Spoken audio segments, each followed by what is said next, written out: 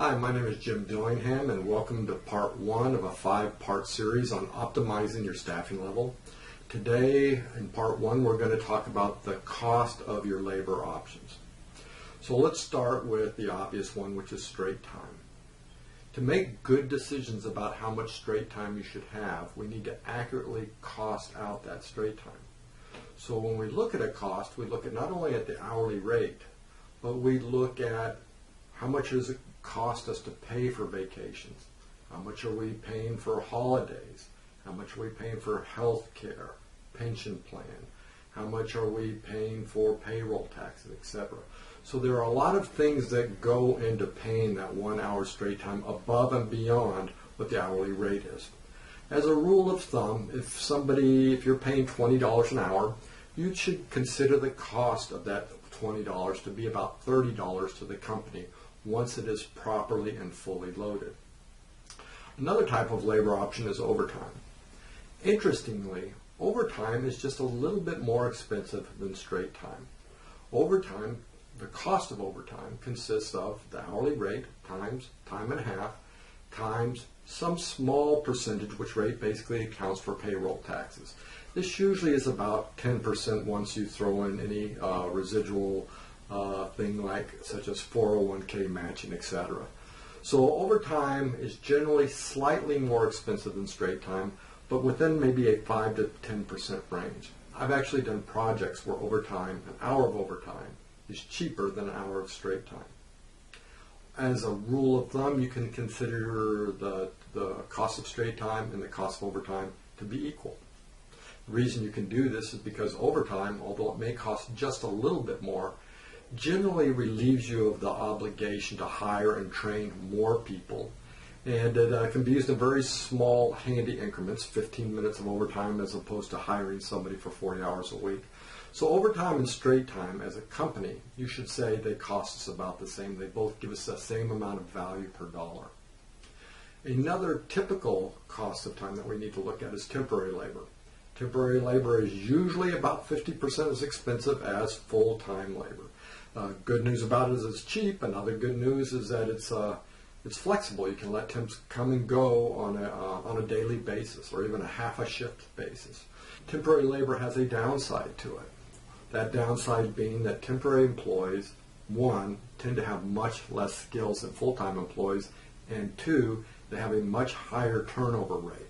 Every time you turn somebody over that you've trained, those skills walked out the door. The skills that you paid for that person to acquire walk out the door and they don't come back.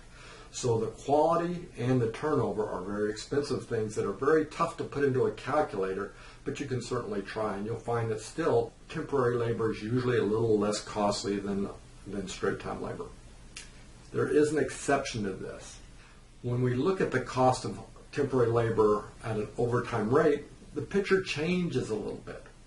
If we take a full-time employee, look at what it costs to pay them straight time, and look what it costs to pay them overtime. As I mentioned, this cost is about the same.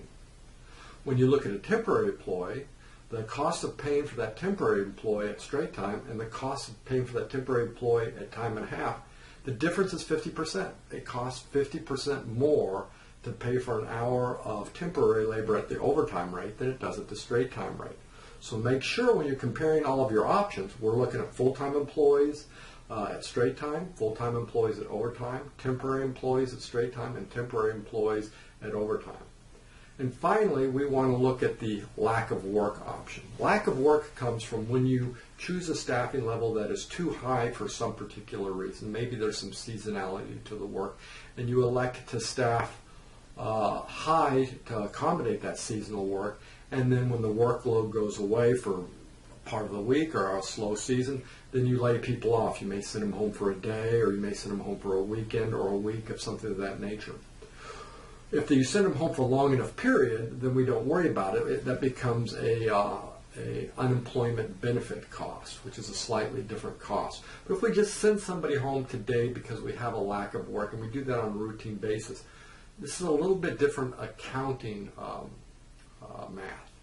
So when we send somebody home, we saved their wages, but we didn't keep them from earning future vacation. We didn't keep them from earning future holiday benefits.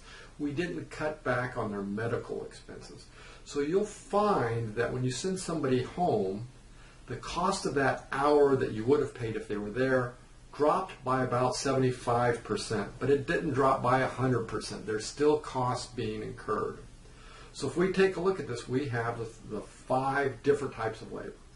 Straight time wages, what's it cost? Overtime wages of a full-time employee, temporary employees at straight time, temporary employees at overtime, and we also have the lack of work. Now, one thing I didn't really mention was overtime at a double time rate. Overtime at a double time rate, without a doubt, is going to be more expensive than every other labor option you have. So keep that in mind. You should do the math.